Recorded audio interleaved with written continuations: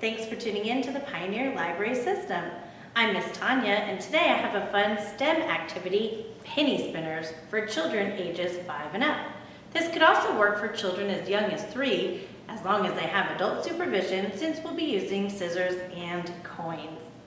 The materials you need are cardboard, paper, pennies, crayons, colored pencils or markers, glue, and scissors. Cut out circles from cardboard. You could use a cup lid for an easy traceable circle, or you could print a template and match it that way too. If you don't have access to a printer, you can just design your own.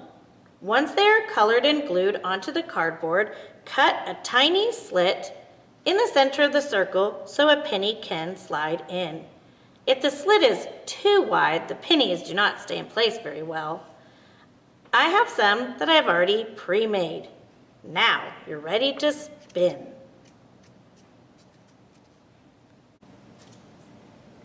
This is a fun way to introduce physics and motion. Ask your child why they think tops stay upright when spinning.